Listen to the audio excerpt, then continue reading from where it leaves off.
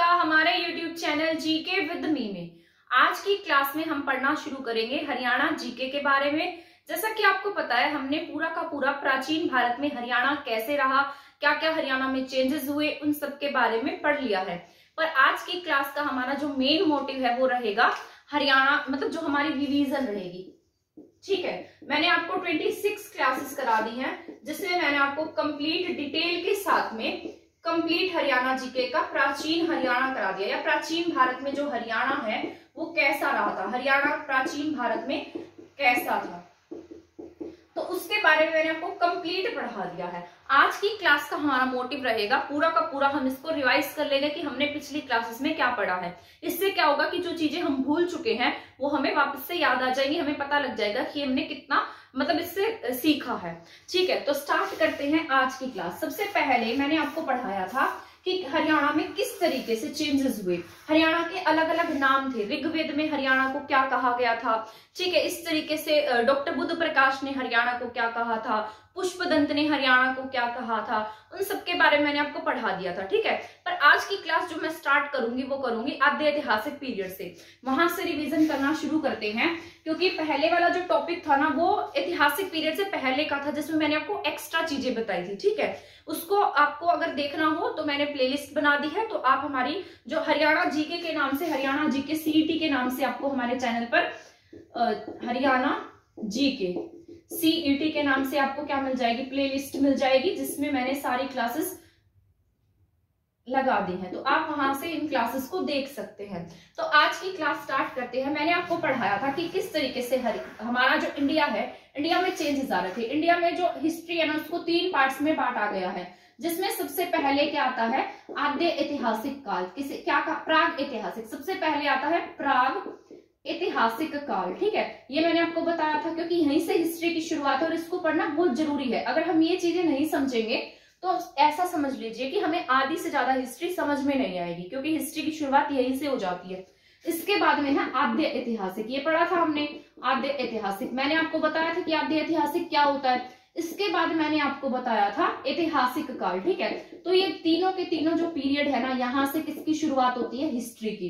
प्राग ऐतिहासिक पीरियड के बारे में मैंने आपको बताया था कि वो ऐसा काल था जिसके बारे में कोई भी लिखित साक्ष्य नहीं मिला है। यहाँ पर जो इंसान था वो किसकी तरह रहता था, जानवरों की तरह जीवन व्यतीत करता था। यहाँ पर उसके बाद बहुत सारे रिसोर्सेज नहीं थे और ये क्या था, मतलब एक तरीके से सिर्फ जंगली जीवों की तरह जीवन बिताता था। धीरे धीरे इसके बीच में इसमें क्या है, चेंजेस आने लगे।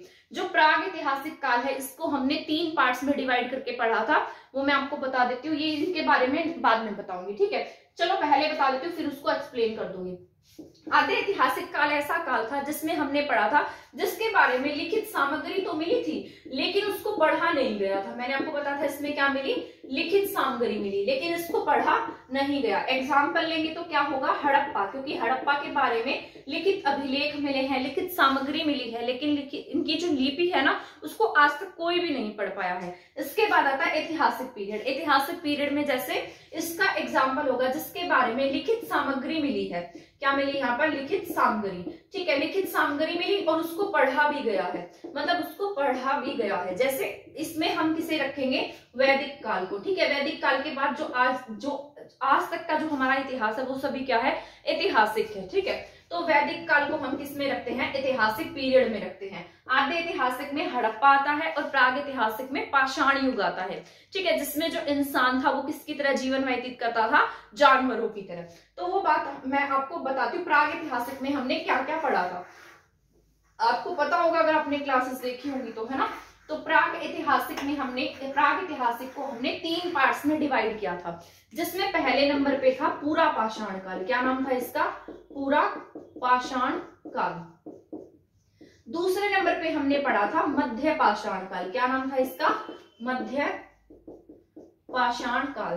तीसरे नंबर पे हमने पढ़ा था नव पाषाण काल। मैंने आपको कंप्लीट पढ़ाया हुआ है, ठीक है। तो तीसरे पे हमने क्या पढ़ा, नवपाषाण काल। जो पूरा पाषाण काल है इसके टाइम पीरियड के बारे में मैंने आपको बताया था, मध्य पाषाण के बारे में, नवपाषाण के बारे में। आप ये क्लास देखेंगे तो साथ साथ रिकॉल कीजिएगा किसका टाइम पीरियड कितना था, ठीक है। मेरे साथ साथ रिकॉल करें, जैसे मैं लिख रही हूँ, या तो एक नोटबुक ले लो, उसमें लिखते रहो, साथ साथ अपनी मर्जी से लिखो किसका टाइम पीरियड क्या था। इससे क्या होगा, आपको याद हो जाएंगी चीजें, आपको पता लगेगा कि आपको कितना समझ में आ गया, आपको कितनी चीजें याद हो गई है।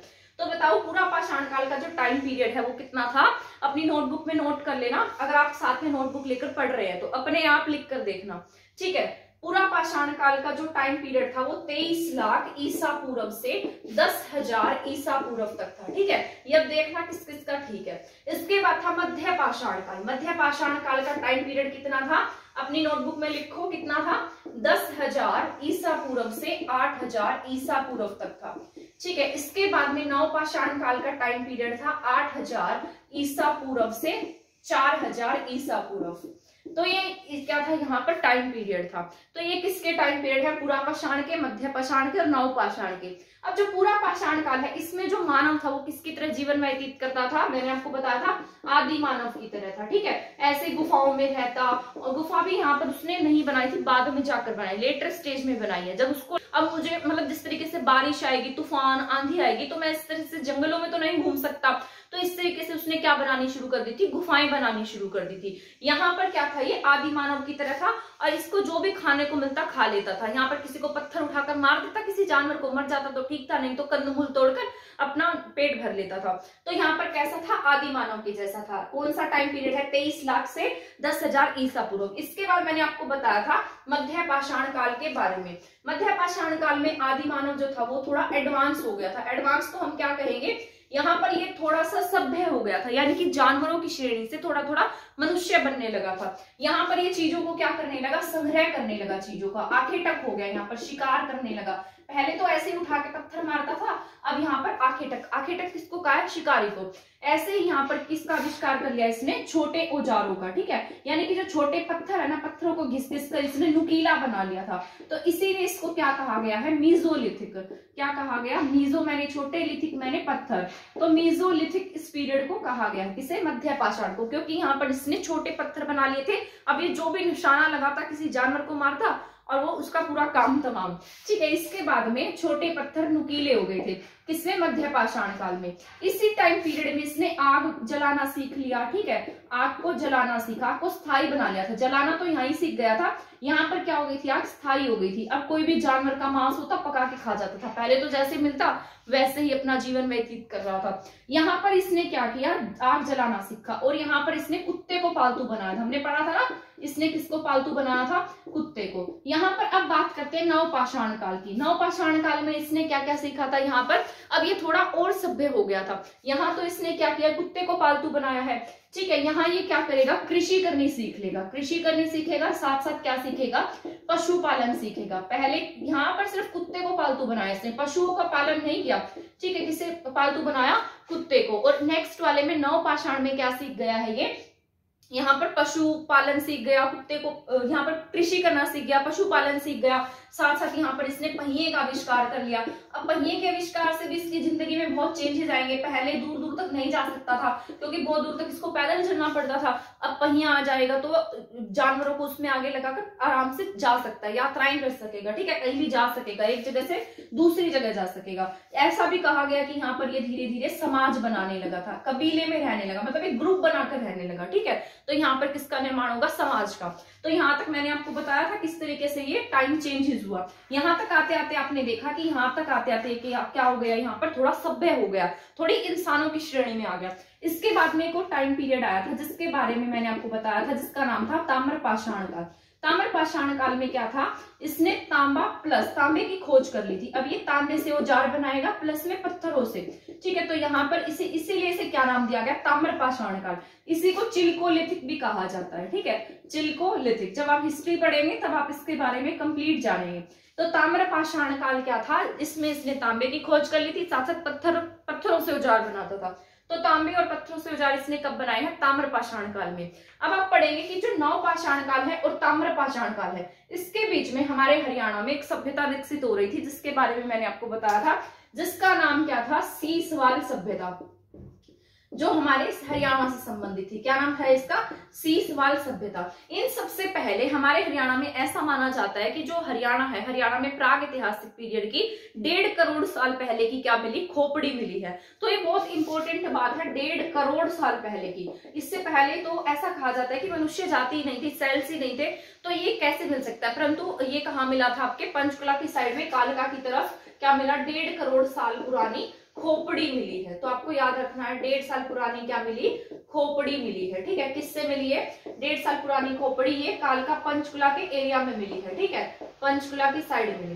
तो ये बात आपको याद रख लेनी है, सबसे पुराना साक्ष्य है ये हमारे हरियाणा से जो मिला, सबसे पुराना था, 1.5 करोड़ साल पुराना।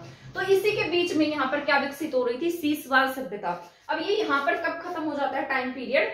8000 से 4000 ईसा पूर्व के बीच में। जो सीसवाल सभ्यता, इसका टाइम पीरियड 4600 से 3800 ईसा पूर्व के बीच में था। अब आप देखेंगे आप में से किस किस को ये याद है। ठीक है, तो आप समझ जाना कि आपको समझ में आ गया। अगर याद नहीं है तो इसका मतलब आपको फिर से रिवाइज की जरूरत है।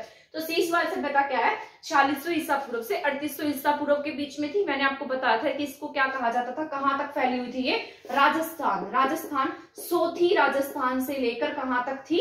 हमारे हरियाणा के सीसवाल तक। ठीक है, तो ऐसा माना जाता है कि ये राजस्थान के एरिया में ज्यादा एक्टिव थी और बाद में धीरे धीरे विकसित होती कहां पर आ गई? हमारे हरियाणा में। ठीक है, हरियाणा। ठीक है, तो जो सीसवाल सभ्यता थी कहां पर एक्टिव हो गई थी? हिसार के पास में एक्टिव थी। ठीक है, हिसार के पास रहते थे ये, और हिसार का एक गांव था सीसवाल, इसीलिए इसको क्या नाम दिया गया है? सीसवाल सभ्यता। अब सीसवाल सभ्यता के जो साक्ष्य 4600 ईसा पूर्व से 3800 ईसा पूर्व के आसपास रहे थे।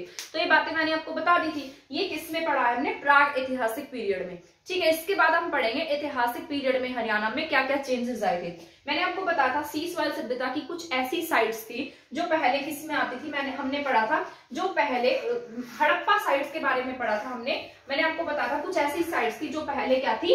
सीसवाल साइट्स थी, जिसमें से मैंने आपको बताया था बहुत सारी साइट्स मिली। जैसे मीठाथल के बारे में पढ़ा था, एक तो सीसवाल खुद ही थी, सीसवाल के साथ साथ हमने मीठाथल के बारे में पढ़ा था। यहाँ से कुछ बर्तन मिले थे, चमकीले मृद भांड मिले, पेंटेड वाले थे, है ना, जिनके ऊपर अलग अलग पेंट किया गया था। कोई ग्रे कलर, रेड कलर का था। ठीक है, उसके ऊपर अलग अलग ग्रे कलर की कोई भी मतलब कलाकारियां की गई थी। इस तरीके से मटके से मिले हैं, तो ये तो मैंने आपको बताया भी था। तो इस तरीके के मटके मिले जो रेड कलर के थे, उसके ऊपर कहीं कहीं ग्रे कलर की पट्टियां मिली है, अलग अलग कलर के साक्ष्य मिले। ये कहाँ से मिले थे? शीशवाल से। तो शीशवाल से अगर पूछेगा तो क्या मिले हैं? मृद भांड मिले हैं। और शीशवाल सभ्यता कैसी थी अगर पूछता है तो आप क्या टिक कर देंगे? ये कृषक सभ्यता थी। ठीक है, कैसी थी? कृषक थी और ग्रामीण थी। मतलब सीसवाल के लोग कैसे थे? ग्रामीण लोग थे, गांव में रहते थे, कृषि करते थे। तो अब देखिए यहाँ से जो इंसान है ना वो कैसा हो गया है? थोड़ा और एडवांस हो गया, मतलब एडवांसमेंट की तरफ आगे बढ़ता गया, और यहाँ पर कृषक हो गई, ग्रामीण सभ्यता हो गई थी। ठीक है, तो सीसवाल सभ्यता अगर पूछता है तो आप क्या टिक करेंगे? कैसी सभ्यता थी ये? ग्रामीण सभ्यता थी। लेकिन अगर खुदाई की बात पूछता है तो मैंने आपको बताया था मीठाथल की खुदाई 1968 में होती है और सीसवाल की खुदाई 1970 में होती है। इन दोनों पर जो काम किया था वो किसके द्वारा किया गया था? पंजाब यूनिवर्सिटी के द्वारा, डॉक्टर सूरज भान के नेतृत्व में। किसके द्वारा किया गया? डॉक्टर सूरज भान। तो आपको ये बात याद रखनी है, किसके समय में हुआ है? डॉक्टर सूरज भान के नेतृत्व में। एक साइट मैंने आपको बताई थी जिसका नाम था भगवानपुर। ये कहां पर थी? कुरुक्षेत्र की है ये। क्या नाम है इसका? भगवानपुर। ये आपको मैंने बताई थी कि यहाँ पर ये दोनों साइट्स जो थी ना वो एक दूसरे के पैरेलल थी, यानी कि समानांतर चल रही थी। कौन सी? सीसवाल और साथ में हड़प्पा। तो हड़प्पा और सीसवाल कहाँ पैरेलल देखी गई है?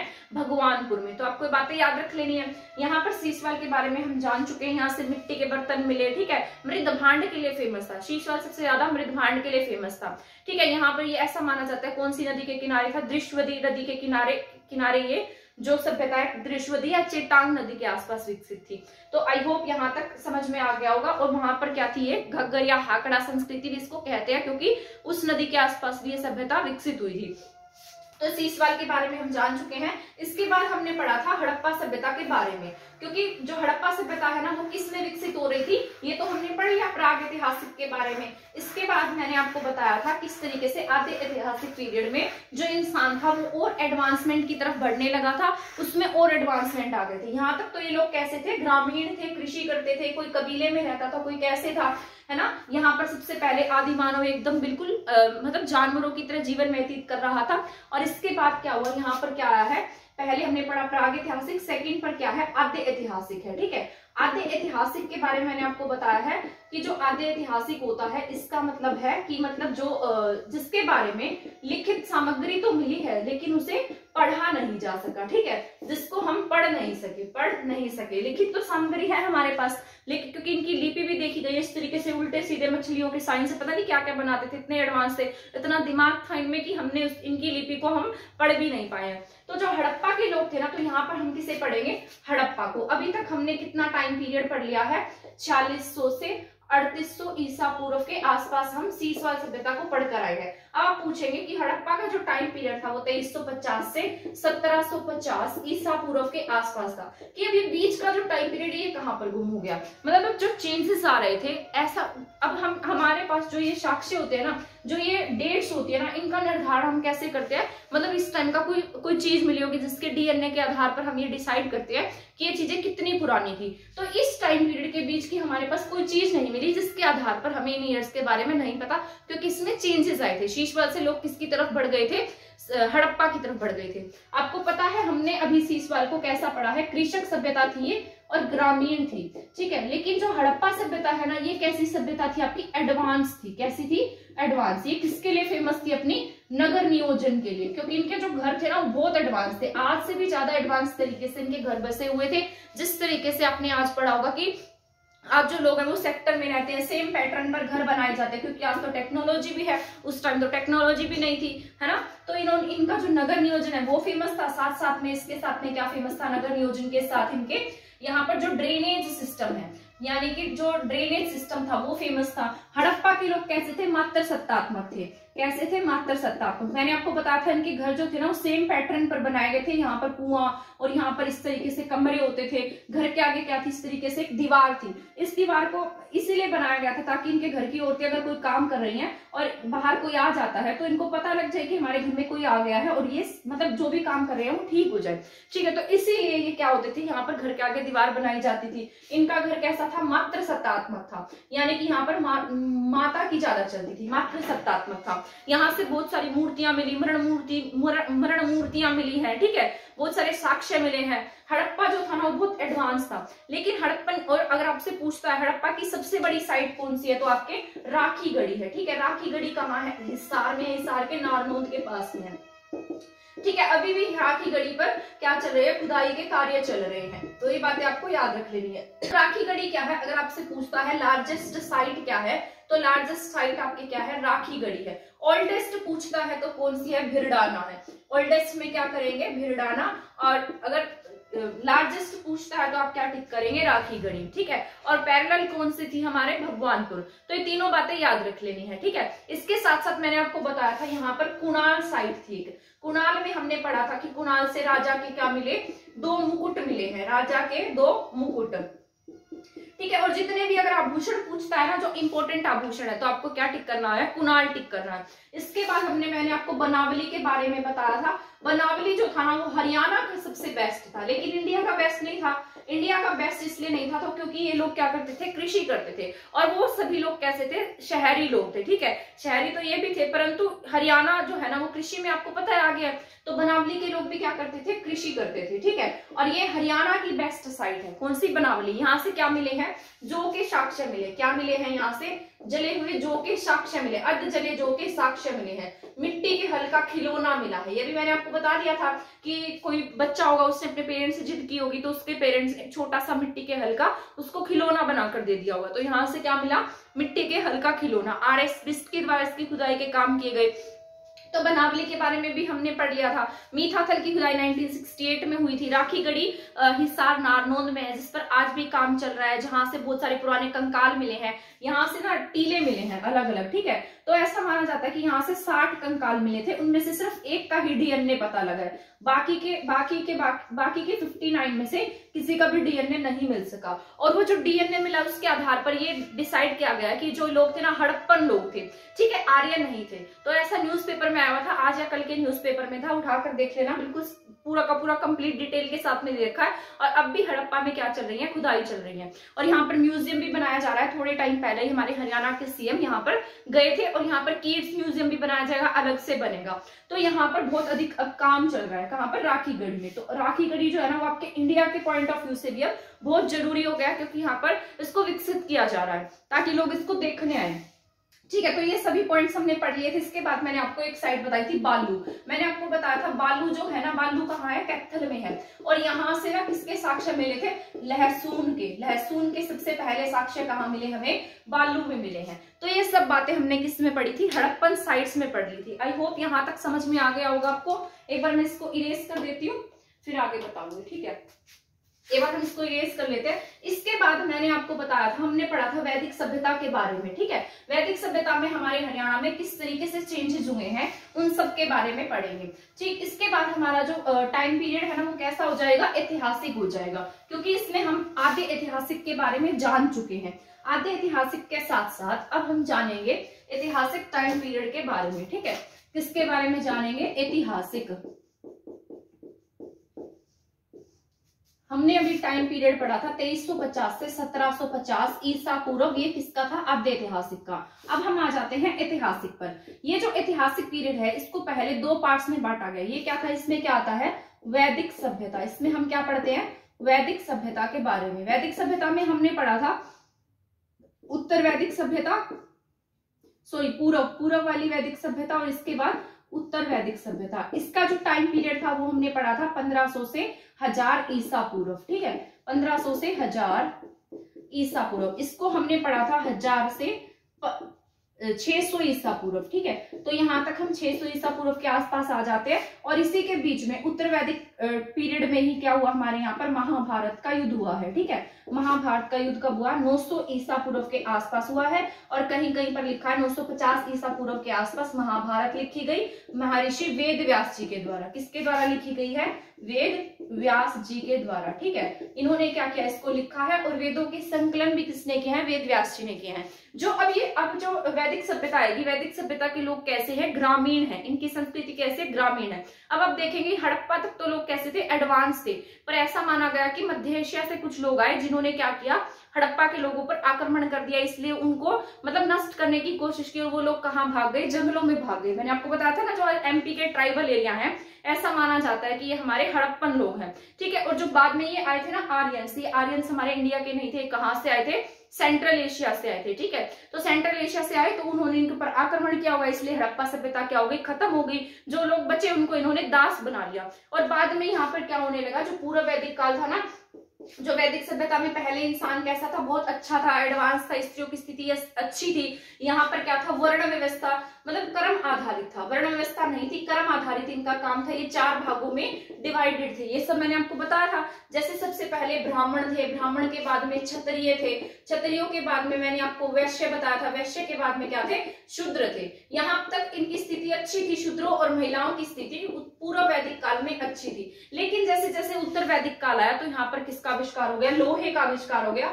और लोहे ने क्या कर दिया, इनकी स्थिति को पूर्ण रूप से चेंज कर दिया। अब इनके मन में लालच आ गया, टेरिटरी को बढ़ाने के लिए लालच आ गया। ठीक है, तो इस तरीके से इनकी स्थिति और खराब होने लगी। महिलाओं और शूद्रों की स्थिति में बहुत अधिक मतलब खराब होने लगी थी। और जो ये जो काम था कर्म आधारित था, इसको वर्ण आधारित बना दिया। यानी कि राजा का बेटा राजा बनेगा, क्षत्रिय और ब्राह्मण का बेटा ब्राह्मण होगा, वैश्य का बेटा वैश्य होगा और शूद्र का बेटा शूद्र होगा। अब यहाँ पर इनको कोई और काम करने की अनुमति नहीं थी।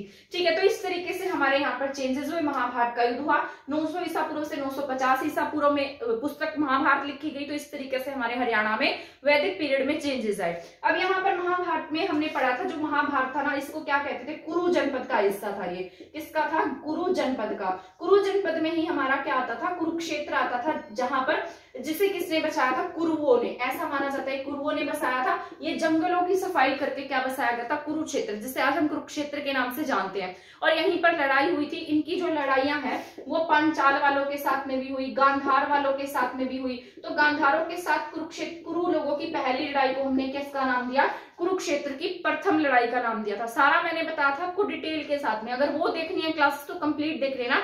इसका मोटिव सिर्फ आपका रिवीजन कराना है। ठीक है। तो यहाँ पर हमने क्या किया था, पढ़ा था कि पांचाल और गांधारों के साथ में इनकी लड़ाई हुई थी, फिर बाद में इन्होंने इन दोनों के साथ में विवाह संबंध स्थापित कर लिए थे। बाद में महाभारत का युद्ध हुआ जो 18 दिन तक चला था, जिसमें जो पांडव थे वो जीत गए थे। अब पांडवों के जीतने के बाद में इन्हीं का जो वंशज था ना, अब अभिमन्यु का, अर्जुन का बेटा था अभिमन्यु की तो 13वें दिन में चक्रव्यूह में फंसाकर डेथ हो जाती है, लेकिन अभिमन्यु का जो बेटा है ना, जिसका नाम है परीक्षित, ठीक है, वो राज करेगा आगे। तो परीक्षित होगा, परीक्षित का बेटा आगे क्या होगा, जन्मेजय होगा। तो इस तरीके से इनके जो वंशज हैं वो बढ़ेंगे। इसके बाद कुछ अजीब सा नाम था, सप्त करके कुछ नाम था, ठीक है। इसके बाद जन्मेजय का बेटा आएगा।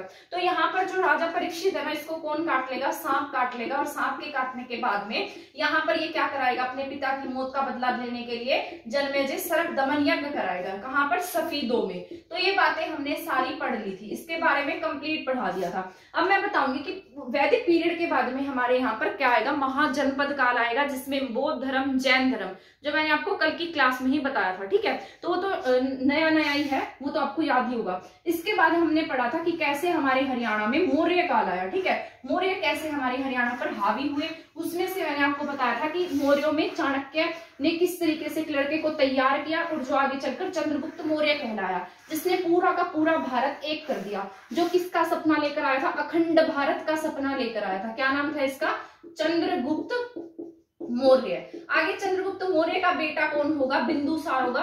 तो बिंदुसार का हमारे हरियाणा से बहुत संबंध नहीं है, चंद्रगुप्त मौर्य का भी इतना संबंध नहीं है, लेकिन बाद में इसका बेटा कौन होगा, अशोक, ठीक है। अशोक का हमारे हरियाणा से इसलिए संबंध है क्योंकि हमारे हरियाणा में इसने बहुत अधिक काम कराया। आपको पता है ये बौद्ध धर्म का अनुयायी था, इसने यहाँ पर बहुत सारे अभिलेख बनवाए, सिरसा, हिसार, अग्रोहा, रोहतक, यहाँ पर इसने सुधार कार्य करवाए, क्योंकि ये बौद्ध धर्म का अनुयायी था। ये ऐसा मानता था कि जहां जहां महात्मा बुद्ध गए थे वहां इसको काम करना है, तो उसमें हमारा हरियाणा भी शामिल था। अब बात करते हैं अशोक की। अशोक ने यहाँ पर, अशोक का एक शिलालेख मिला था, जिसको बाद में, जिस पत्थर को तोड़कर इसके 2 हिस्से कर दिए गए।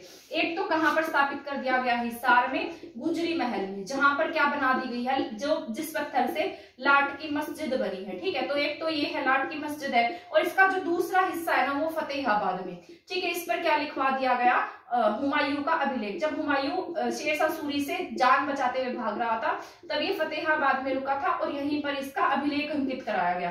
तो ये बातें मैंने आपको बताई थी, इसलिए अशोक का हमारे हरियाणा से संबंध है। तो हरियाणा में इसलिए अशोक इंपॉर्टेंट है, हमारे हरियाणा की हिस्ट्री से रिलेटेड है, ठीक है। चंद्रगुप्त मौर्य और बिंदुसार का इतना हमारे हरियाणा में बोलबाला नहीं था, पर फिर भी मैंने आपको इनके बारे में डिटेल से पढ़ा दिया था। इसके बाद हमने जाना था अशोक के बाद, ये मौर्य काल था, मौर्यों के बाद में हमारे यहाँ कौन आया, मौर्योत्तर पीरियड में शुंग वंश आया, ठीक है। मैंने आपको क्या बताया था, पुष्यमित्र शुंग, जिसने वृत्रथ की हत्या कर दी थी, ठीक है। किसकी हत्या कर दी थी, वृत्रथ की। किसने, पुष्यमित्र शुंग ने। तो यहाँ पर कौन था, पुष्यमित्र शुंग एक्टिव था, ठीक है। पुष्यमित्र शुंग ने इसकी डेथ कर दी, और इस पुष्यमित्र शुंग के बाद में इसके वंशज हुए, जो बहुत अधिक शक्तिशाली नहीं थे, जो कमजोर थे, और इनकी कमजोरी का फायदा उठाकर बाद में जो छुटपुट राजा है वो एक्टिव होने लगे। तो कैसा टाइम पीरियड था, मौर्योत्तर काल। इसके बाद हमारे हरियाणा पर किसका शासन स्थापित हो गया, अब यहाँ पर बहुत अधिक कोई शक्तिशाली राजा नहीं बचा था। यहाँ बीच में मैंने आपको बताया था, इस तरीके से, यहाँ थोड़ा छोटा बना देते हैं इसको, यहाँ पर इस तरीके से, यहाँ और यहाँ पर और यहाँ पर मैप बनाते समझ गए होगे आप मैंने क्या बनाया। यहाँ पर कौन थे, कुनिंद थे, ठीक है। इसके बाद छुटपुट राजा एक्टिव हुए, कुनिंद के साथ में यहाँ अर्जुनायन थे, अर्जुनायन के साथ साथ यहाँ पर अग्र थे, अग्रों के साथ यहाँ कौन थे, योद्धे एक्टिव थे, ठीक है। तो इन सब के बारे में मैंने आपको बता दिया था। जो योद्धे थे इनकी राजधानी नौरंगाबाद थी, हमने पढ़ा था। इनके सिक्कों पर क्या अंकित था, योद्धियों के सिक्कों पर कार्तिकेय का वाहन मोर अंकित था, ठीक है। मोर को मानते थे ये। इन्हीं के टाइम में किसका शासन हुआ, कुषाणों का आक्रमण हुआ था। पहली बार जब कुषाणों का आक्रमण हुआ था, तब इन्होंने कुषाणों को यहाँ से मारकर भगा दिया था, जिसमें से कनिष्क के पिता थे, ठीक है। उसको यहाँ से भगा दिया किसने, इन दोनों ने मिलकर, और एक सिक्का चलाया था जिसे क्या नाम दिया था, द्वि। बाद में ये दोनों मिले थे और इन्होंने सिक्का चलाया था द्विम। बाद में ये सभी एक हो गए थे और ये तीनों एक हो गए थे, और सिक्का क्या चलाया था, त्रि। ये त्रि सिक्का जब चलाया था, जब कनिष्क के बाद में जो ये कुषाण साम्राज्य है बहुत अधिक कमजोर होने लगा, और कमजोर होने के बाद में इन तीनों ने मिलकर उसके जो कमजोर आगे वंशज हुए, उनको वासुदेव नाम था उसका, उसको हराकर भगा दिया था। लेकिन जब यहाँ पर कनिष्क आया ना, तो कनिष्क के टाइम में इनमें से किसी की नहीं चली और कनिष्क ने इन तीनों को हरा दिया और तीनों को हराकर पूरे के पूरे हरियाणा पर अपना अधिकार स्थापित कर लिया। ठीक है, तो ये बातें आपको मैंने सारी बता दी थी। यहाँ पर मैंने बताया था कि यहाँ पर अग्र थे जो इसको भगवान राम के वंशज मानते थे अपने आप को। बाद में ये वैश्य जाति के लोग जो थे ना वो ऐसा मानते थे, महाराजा अग्रसेन को मानते थे। ठीक है, और यहीं से अग्र जो अग्रवाल जो भी मतलब अग्रवाल जो क्या कहते हैं उसको गोत कहते हैं ना, अग्रवाल जो है ना वो यहाँ से मतलब निकला है। इसके बाद जो अर्जुन आए थे वो महेंद्रगढ़ की पट्टी के आसपास एक्टिव थे, झज्जर के पास में एक्टिव थे। कुनिंदों की बात की जाए तो जगाधरी, यमुनानगर, ठीक है, इस एरिया में एक्टिव थे, साथ में करनाल में एक्टिव थे, मैंने आपको बताया था। ठीक है, तो यहाँ पर कुनिंद किसको मानते थे? भगवान शिव को मानते थे। शिव का आल्य, शिवालिक क्या था? शिव का आल्य, शिवालिक इनका घर था। तो ये बातें मैंने आपको बता दी थी, कुनिंदों के बारे में भी बता दिया था। तो ये सब हम पढ़ चुके हैं। ये कौन से टाइम की बातें हैं? मौर्योत्तर टाइम पीरियड की बातें। इसके बाद हमारे हरियाणा में ये जिस तरीके से शासन कर रहे थे, लेकिन बाद में धीरे धीरे इनका शासन कमजोर होने लगा और हमारे यहाँ पर किसका शासन स्थापित हो गया? गुप्तों का शासन स्थापित हुआ। गुप्तों के बारे में मैंने आपको बताया था कि एक श्री गुप्त था जो सेनापति था, सामंत था, लेकिन बाद में धीरे धीरे बहुत मजबूत होने लगा। उसी का बेटा हुआ चंद्रगुप्त फर्स्ट, जिसका हमारे हरियाणा से बहुत अधिक संबंध नहीं है क्योंकि वो हम इंडियन हिस्ट्री में पढ़ते हैं। ठीक है, इसके बाद कौन आया? चंद्रगुप्त फर्स्ट आया था। पहले तो चंद्रगुप्त मौर्य पढ़ा है, अब ये गुप्त है। ठीक है, वो अलग, वो मौर्य था, ये क्या है? गुप्त है। तो चंद्रगुप्त फर्स्ट के बारे में इतना हम डिटेल से नहीं पढ़ेंगे क्योंकि इसका हमारा हरियाणा से संबंध नहीं है। और उस क्लास में मैंने आपको इसके बारे में कुछ बातें बताई हैं। मैंने बताया था कि किस तरीके से इसने विवाह संबंध स्थापित किए। ठीक है, नेपाल की राजकुमारी से इसने विवाह किया था। इसके बाद में आया समुद्रगुप्त, इसका संबंध हमारे हरियाणा से है। समुद्रगुप्त के सिक्के भी हमारे हरियाणा से मिले हैं। आपको पता है मीठाथल से इसके सिक्के मिले हैं, है ना, मैंने आपको ये समझाया था। और समुद्रगुप्त का अभिलेख भी मिला है जिसमें इसने लिखवा रखा है कि पेहोवा से एक अभिलेख प्राप्त हुआ था। ठीक है, कहां से मिला? नहीं, प्रयाग प्रशस्ति, सॉरी, पेहोवा से ये अभिलेख नहीं मिला। समुद्रगुप्त ने क्या लिखवाई थी? अपनी प्रयाग प्रशस्ति लिखवाई थी, है ना, इलाहाबाद में है। क्या लिखवाई? प्रयाग प्रशस्ति। कहां पर है?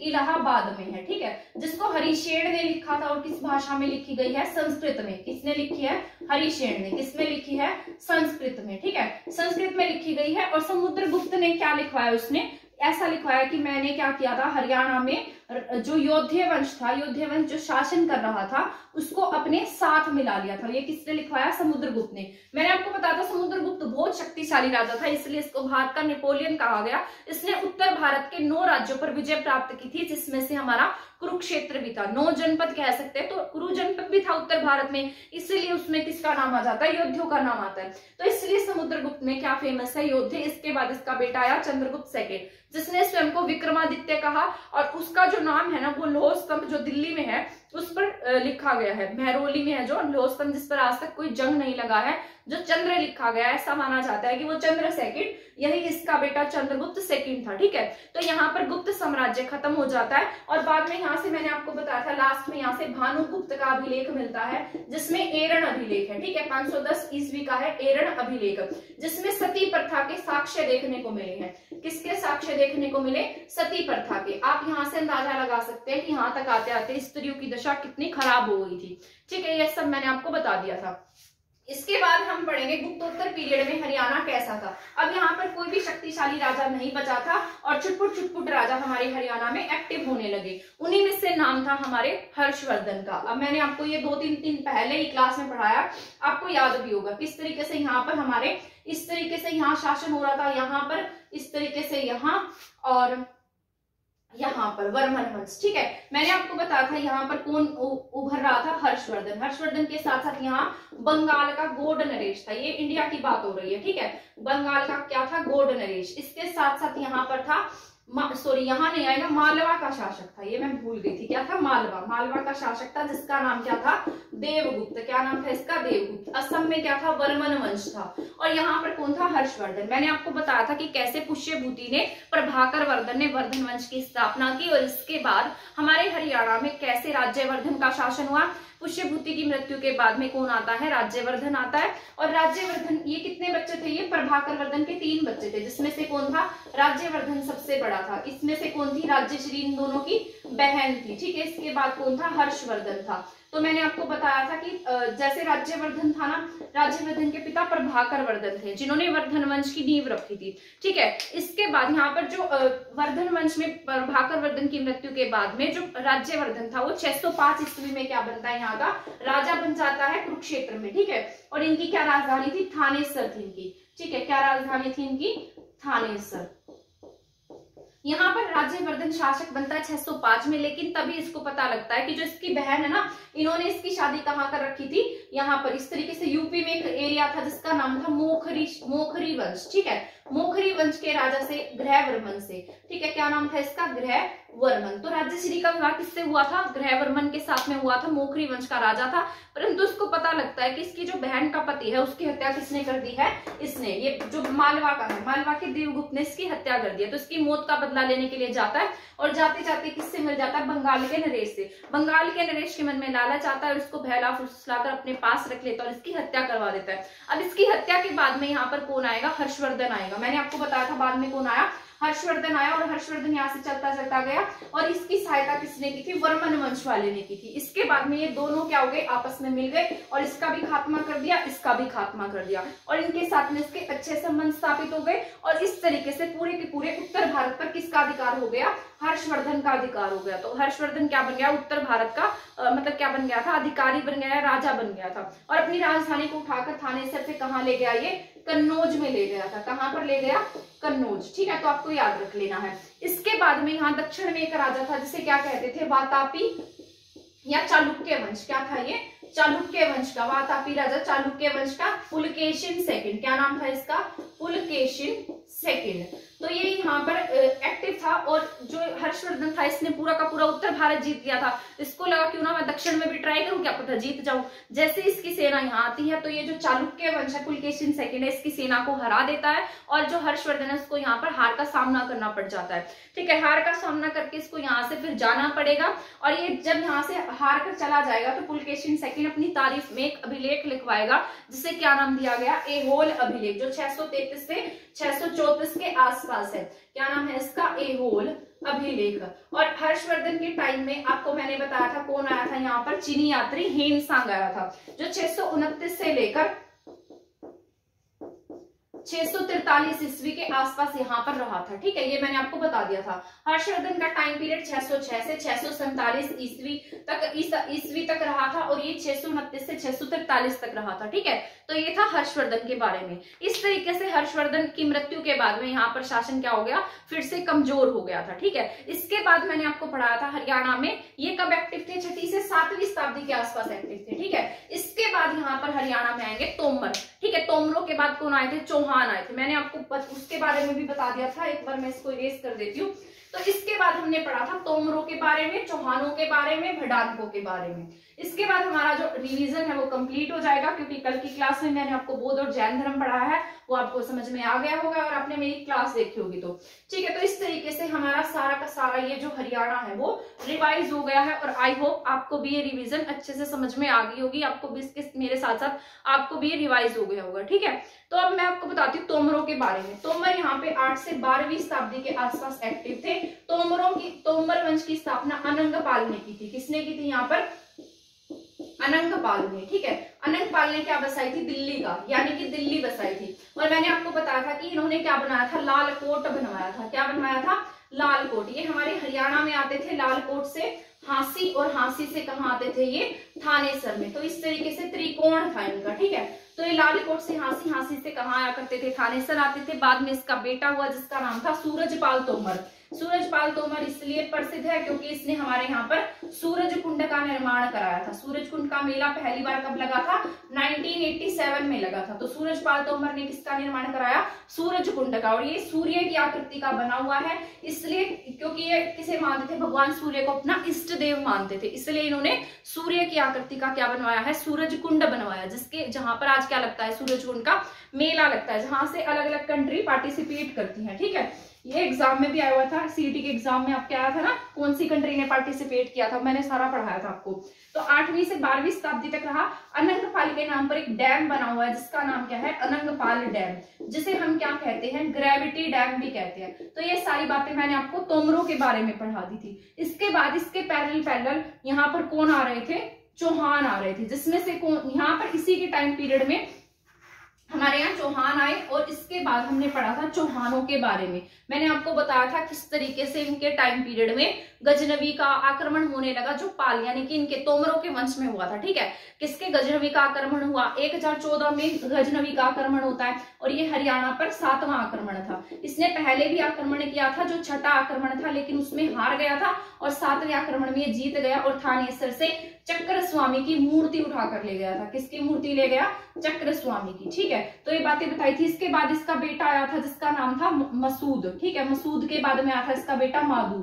मसूद तो जीतता गया था, लेकिन मादू जो था ना उसको हमने हराकर बाहर भगा दिया था। तो ये बातें जितनी थी मैंने आपको बता दी थी सारी 1034 के आसपास।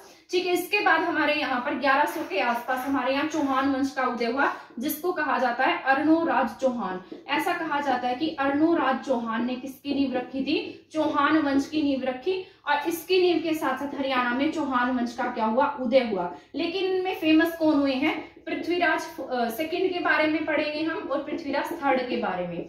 ठीक है, पृथ्वीराज सेकंड इसलिए फेमस है क्योंकि पृथ्वीराज सेकंड ने हमारे हरियाणा के हांसी में इस तरीके से एक अभिलेख लिखवाया था और उस पर इसने लिखवाया था कि किस तरीके से मैं जो अपना शासन है वो किसे देता हूँ, अपने चाचा को सौंपता हूँ। क्योंकि यहाँ पर उस टाइम तक मोहम्मद गजनवी के आक्रमण होने लगे थे, यहाँ पर गजनवी के आक्रमण होने लगे थे, जो मैंने आपको बताया था। तोमरों के टाइम में मोहम्मद गजनवी के आक्रमण हुए, इनके टाइम में मादू और मसूद के आक्रमण हुए थे। तो इस तरीके से इसने कहा कि मैं अपना शासन किसे सौंपता हूँ, अपने चाचा को सौंपता हूँ। इसके बाद में इसके चाचा के बाद कौन आया था, पृथ्वीराज थर्ड आया था। ये पृथ्वीराज थर्ड फेमस है, इसके किले फेमस है। इसने हरियाणा में बहुत अधिक काम किया, जैसे इसने गोहाना का किला बनवाया। ठीक है, गोहाना के साथ साथ तोशाम की बारादरी भी इसी की है। तो शाम के साथ साथ हांसी का किला भी यही है, जैसे असीरगढ़ का किला, हांसी का किला। ठीक है, और साथ साथ तलवारों का किला भी हम इसे कहते हैं। तो इस तरीके से यहाँ पर क्या हुए, फेमस हुए। पृथ्वीराज थर्ड की क्या थी, बारादरी थी। तो शाम में क्या थी, बारादरी थी। इसी के टाइम में एक शासक आया जिसका नाम था मोहम्मद गोरी। मोहम्मद गोरी यहाँ पर आक्रमण करने के जरिए से आया था 1191 और 1192। ठीक है, ये मैंने आपको पढ़ाया था। बाद में 1206 में तीसरी लड़ाई होगी। 1291 में पृथ्वीराज चौहान प्लस मोहम्मद गोरी के बीच में लड़ाई होती है और यहाँ पर मोहम्मद गोरी और पृथ्वीराज चौहान के बीच में पहला युद्ध होगा। इसमें ये तराइन का पहला युद्ध कहा जाएगा। इसमें पृथ्वीराज चौहान जीत जाएंगे और मोहम्मद गोरी हार जाएगा। सेकेंड लड़ाई जो तराइन की लड़ाई, तरोरी की लड़ाई, तरावड़ी की लड़ाई है। ठीक है, करनाल की लड़ाई नहीं है, कभी इसको करनाल में टिक कर दो। करनाल की लड़ाई 1739 में हुई है। ये कब हुई थी, 1191 और 1192 में। 1191 में पृथ्वीराज चौहान प्लस मोहम्मद गोरी, इसके साथ साथ 1192 में भी इन्हीं के बीच में लड़ाई हुई, जिसमें मोहम्मद गोरी जीत जाता है और पृथ्वीराज चौहान की हार हो जाती है। और कहीं कहीं पर ऐसा लिखा है कि इसको अपने साथ बंदी बनाकर ले जाता है, कहीं कहीं पर लिखा है कि वहीं पर इसको मार देता है। तो यहाँ से चौहान वंशों की जो वंशावली है वो खत्म हो जाती है। और इसके बाद 1206 में जब मुस्लिम साम्राज्य आएगा, अब हम जो जिसके बारे में पढ़ेंगे, यहाँ पर एक बार भडानकों के बारे में बता देती हूँ। फिर मैंने आपको बताया था कि कैसे किस तरीके से राजस्थान की पट्टी के पास हमारे महेंद्रगढ़ और राजस्थान में कौन होने लगे, भडानक आने लगे थे। भडानकों के बारे में कहीं कहीं किसी राइटर ने भी लिखा है, तो वो सब बातें मैंने आपको बता दी थी। ठीक है, इसके बाद हमारे हरियाणा में 1206 में लड़ाई होगी इल्तुतमिश प्लस यल्दौज के बीच में। किसके बीच, इल्तुतमिश प्लस यल्दौज, जो मोहम्मद गोरी के क्या है, गुलाम है। तो गद्दी के लिए इनके बीच में क्या हो जाएगा, संघर्ष हो जाएगा। 1206 में गुलाम वंश की नींव स्थापित होगी। और इसके बाद हम पढ़ेंगे गुलाम वंश के बारे में, किस तरीके से कुतुबुद्दीन ऐबक आएगा, मोहम्मद गोरी के गुलाम किस तरीके से हरियाणा पर शासन करेंगे और कैसे मध्यकाल आ जाएगा। ठीक है, तो अब नेक्स्ट क्लास में हम पढ़ेंगे मध्यकाल के बारे में। आई होप ये जितना भी मैंने आपको समझाया है सब आज की क्लास में आपको समझ में आ गया होगा। अगर फिर भी कोई पॉइंट समझ में नहीं आया है तो कमेंट सेक्शन में पूछ लीजिएगा। और हमारी पहले वाली क्लासेस नहीं देखी हैं तो देख लीजिएगा, वो आपके लिए आपके एग्जाम के पॉइंट ऑफ व्यू से बहुत हेल्पफुल रहेगी। आई होप ये सभी क्लास जो है मैंने आपको समझाई है वो समझ में आ गई होंगी। अब हम स्टार्ट करेंगे हमारे हरियाणा जीके का सेकंड पार्ट। तो इसी तरीके से हमारी क्लासेस देखने के लिए हमारे चैनल के साथ बने रहें। अगर आपको लगता है क्लासेस किसी के लिए हेल्पफुल है तो आप इसको शेयर कर दीजिएगा। और आपने हमारा चैनल सब्सक्राइब नहीं किया तो हमारा चैनल भी सब्सक्राइब कर दीजिएगा। आज की क्लास में इतना ही है। थैंक यू, धन्यवाद।